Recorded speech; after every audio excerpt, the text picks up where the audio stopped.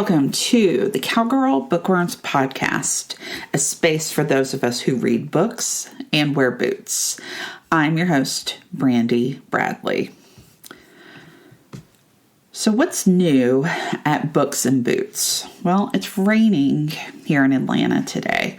We're in the midst of our spring shower season. Hubs is always telling me there's no difference between the rain in Atlanta and anywhere else, but I disagree. I think Atlanta has the most beautiful misty rain, unlike anywhere I have ever lived.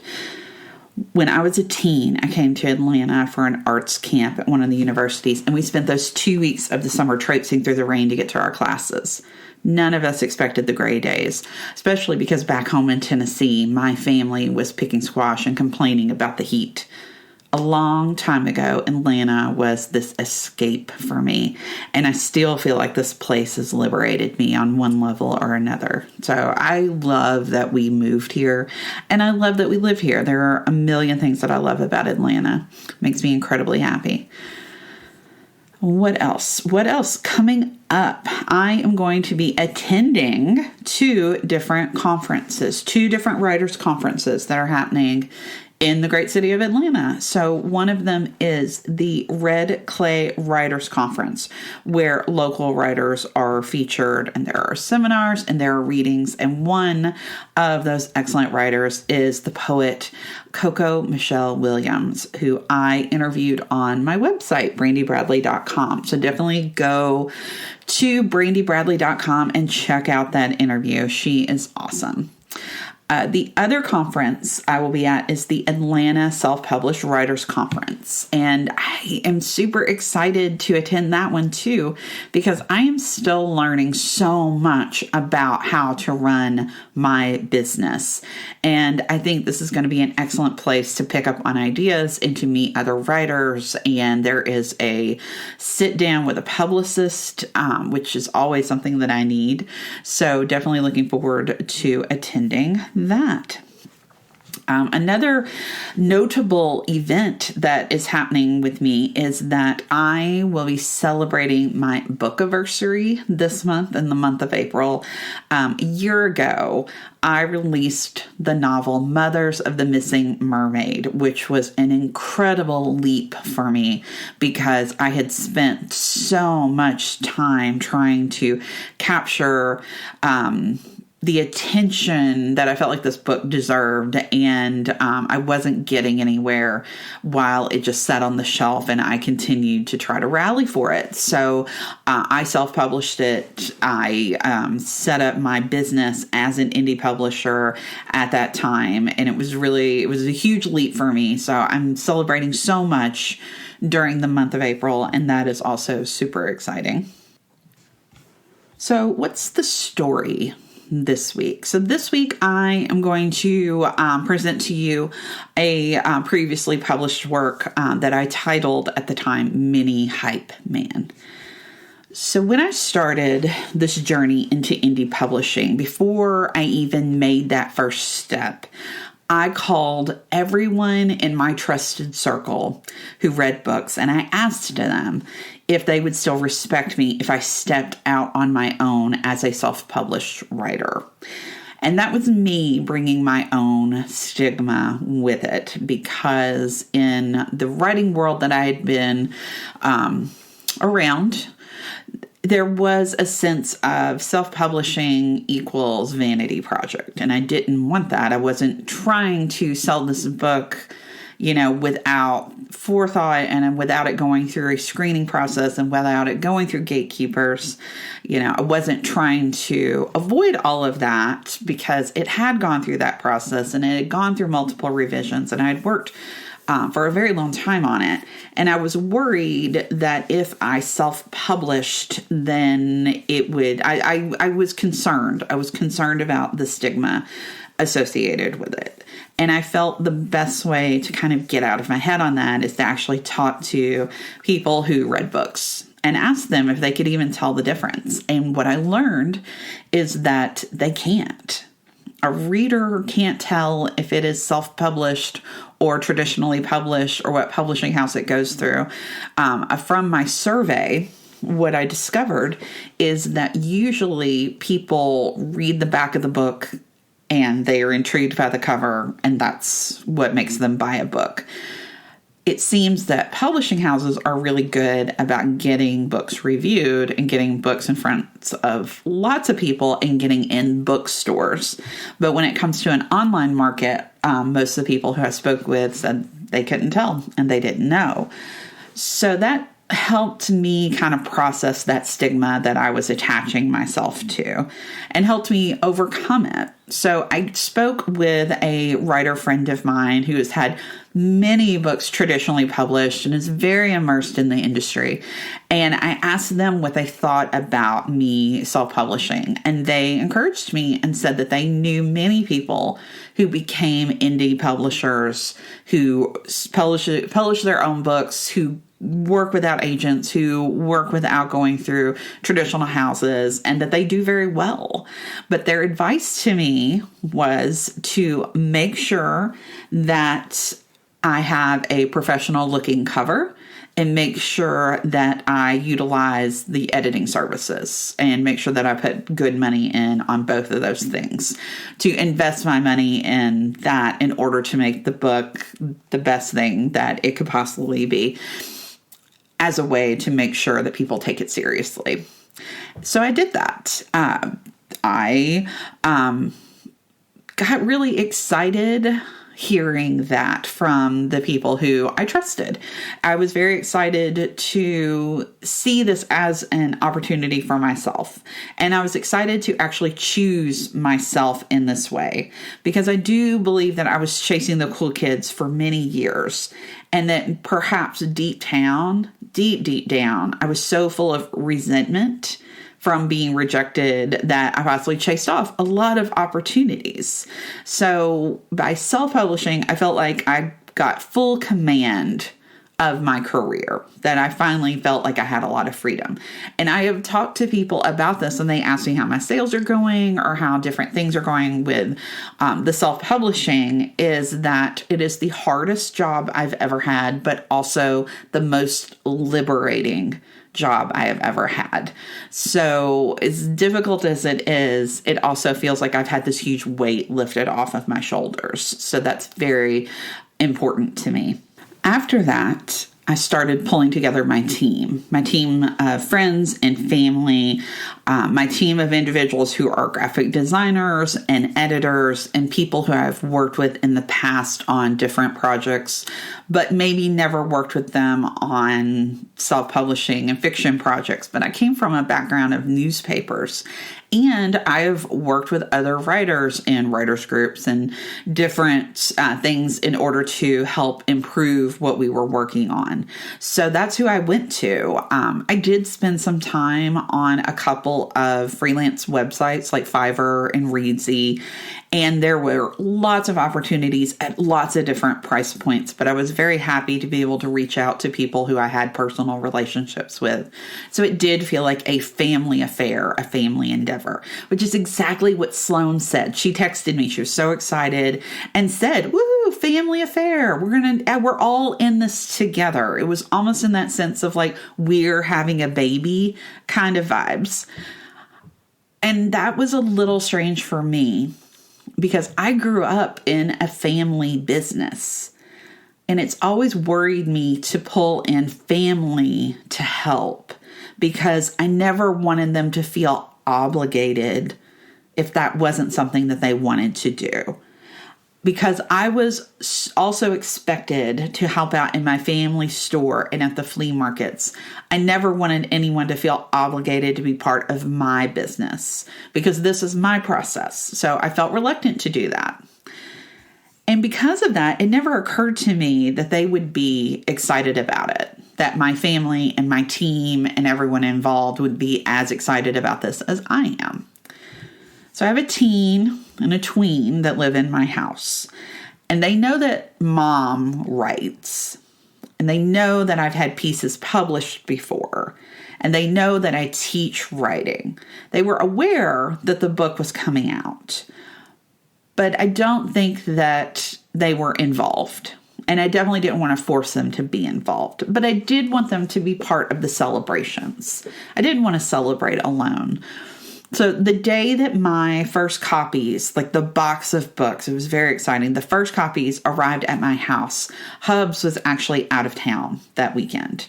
So I got the box from the post office, and it sat in my studio for days because I was waiting. I was waiting for him to be here to open it, because this was a moment that I had waited for pretty much my whole life, to see my name on a book. And I didn't want that to have that experience alone. I didn't want to dismiss it. I wanted it to be something that was celebrated. So when he finally came back in town, I bought a bottle of champagne, and we all, as a family, kids and everything, got to be there as I opened the box that had Mom's book. And it was funny because Bear was very excited to take a copy to his teacher. And W held it in his hand, and he goes, that's cool. Can I have this? I said, sure. Are you going to read it? He goes, I don't know about that. And that's fine, because, again, he's a teen. Hubs took a copy. I put several on my bookshelf, and I started making the list of the people who I wanted to have advance copies. And then launch day came around. And with launch day, the plan had always been that we were going to have an intimate at-home family party where I was going to cook and we were going to play games. It was going to be like New Year's level, like house party.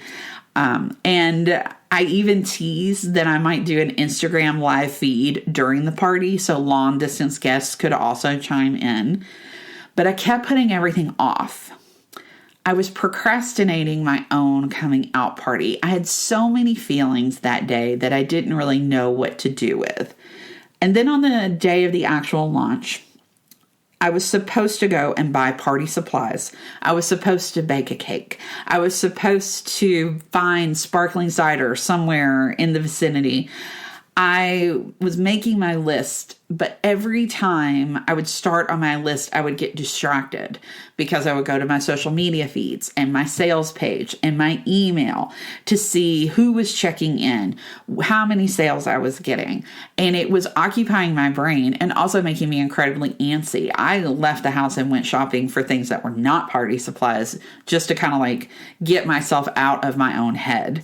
And eventually, Hubs and I decided that we weren't going to have a big house party, but we would go to a restaurant instead and take that pressure off of the event. And that might seem like a cop-out. I could have thrown the party. I could have insisted that friends stop by. I could have gone online. I could have done a Zoom call. I could have done an Instagram stream. But every time I thought about that, I struggled with this concept of people celebrating me where they would feel obligated to kind of put the time in. And that is something that I struggle with. One of the reasons I didn't want to have a big wedding was that I didn't want anyone to feel obligated to celebrate me. And I know this is my hang up, and I have a lovely therapist who is working with me on it. But the last thing I want is for any of my people to think, well, we have to go to this party because Brandy did something again and she's going to make everything about her. And while others might view this person in my head as not worth my time because everyone does want to celebrate me, that is something that my friends want from me, I have a near impossible time believing that's true. For many years, I worried that Hubs married me because I conned him into it, and he has had buyer's remorse every day since. I've come to learn that is not factually accurate, and I've come to terms with the fact that he really does love me, and that it was not just some ruse or man trap that I laid out. But it is something that I struggle with. I struggle with people celebrating me, and that's hard. I also know that I'm not the only one. I know lots of people struggle with having others celebrate them. And I see you because it is tough. It is tough accepting the love that is presented to you. And I was happy with the fact that we were going to keep this launch party low key. I was content with the fact that we were going to do that. We're going to go to a restaurant. We would have a lovely dessert instead of having a whole cake sit around the house for an entire week. But it was Bear who was most thrown off by the change. Because I told him we're going to go to a nice Italian restaurant. And he said, well, what about the sparkling cider? Well, we'll still drink the sparkling cider. But when we get home from dinner, everyone is just going to want to go to bed. No one's going to want to hang out. And I told him that that wasn't true, that we would all still hang out. Can we still play Uno? We can still hang out. Because Bear, like most living, breathing humans, loves to play Uno, but his trash talk infuriates W, and it often ends up with some storm off and some big, fight about nonsense. And I didn't want that for my launch night. So I considered that what we would do is watch Romancing the Stone, because I wanted to introduce them to the great Joan Wilder, the Joan Wilder. And Hubs laughed. He says, you never have to make me watch Romancing the Stone. I love Romancing the Stone. And that is one thing that he and I agree on, that that's an awesome movie. So that was the plan. We were going to go to dinner and we were going to drink sparkling cider and we would come home and then we would watch something together and it would be fun. So before we left for the dinner, once everyone was dressed, we all wore our sharpest outfits.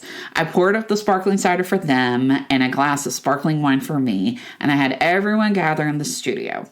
And Bear and I had been watching Brooklyn Nine-Nine, so I had that on the TV in the background because I forgot to turn it off before the toast. And Hub said some nice things, and W lifted his glass and he said to Mom, and Bear instantly just fell in love with sparkling cider and proclaimed how good it was. The restaurant Hubs picked was really nice, but we were the most dressed up people in the place. Bear ordered ginger ale because he was under some impression that, or is under the impression that white wine is just ginger ale with alcohol added to it. And I don't know where he gets that, but I do think that he was disappointed that it didn't taste like the sparkling cider that he had downed at the house. So when the waiter came by to swap out his drink for a real Coke, he saw us and asked, is it a birthday y'all are celebrating? And I couldn't reply because I literally had a mouthful of bread.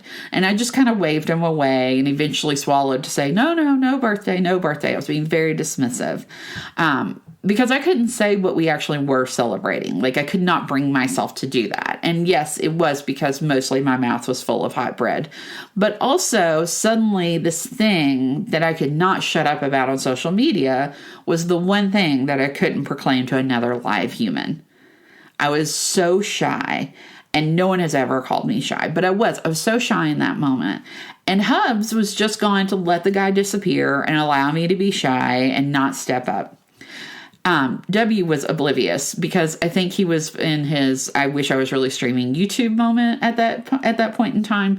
And it's very possible that he was streaming. He likes to wear his headphones and keep something playing all the time.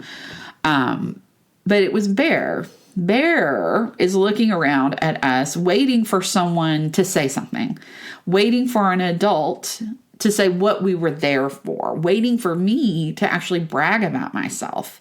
So he pointed at me and he said, she wrote a book. We're celebrating her book. And the waiter was very cool about it and he congratulated me. He was nice. And then disappeared. He had a job to do. So we had our meal and we ordered both the tiramisu and the lemon cake. So, that's the level of party we were at. It was a 2 dessert party.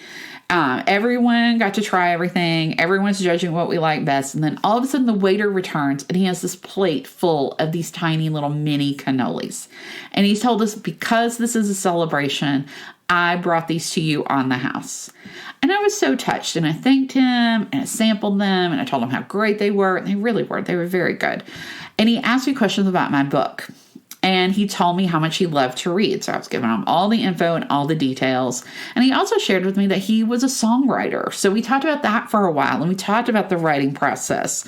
And we talked about, what the creative process was kind of like. And before we left, I dug around in my wallet because I was really hoping, I hope I have a business card. I hope I have something I can pass on and leave with the check so I can advertise my website and advertise my book or just let that person know, hey, I heard you, you heard me, we saw each other, we saw each other.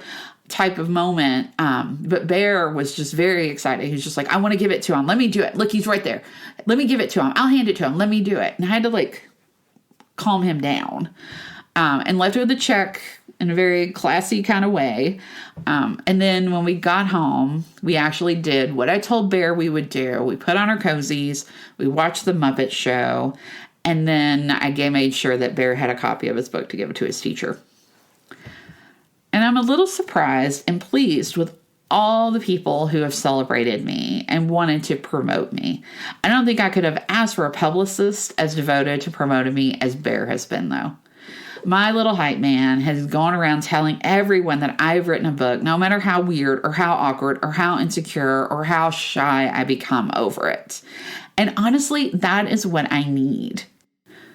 The confident tone in my voice is a long cultivated illusion. Inside, I struggle with being the one in the spotlight.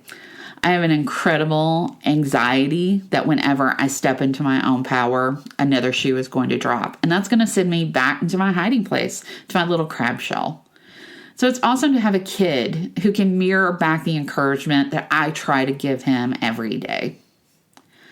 So this is my book anniversary. So please help me celebrate it. Read more books. Read my book if you can. I do have another book coming out. It is going to launch on November 1st.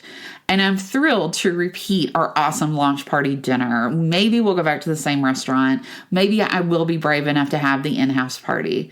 Because my hope is not just to have one book or even 2 books, but I want 10 books on my shelf with my name on them and to see a huge bibliography attributed to me. And I know how lucky I am to have the support of the people in my house. I would not be able to do any of this without them, not even this podcast, because I essentially kicked Hubs out of the house so I could have the entire place to myself to record this. So be sure to check out the store at brandybradley.com. I will not be able to continue this process without the support of individuals who read my work. So please go and see my essays, my short pieces, my novel, Mothers of the Missing Mermaid. Please check out the free download of Local Monsters for those of you who have not read it yet, because it will introduce you to the detective who will be featured in Pretty Girls Get Away with a Murder, available on November 1st. Thank you so much for listening. If you've enjoyed this, remember there's new content on brandybradley.com each week. Also, don't forget, each month I'm delivering new exclusive content in the Books and Boots newsletter, available at brandybradley.com/newsletter. Read books, wear boots. XOXO B.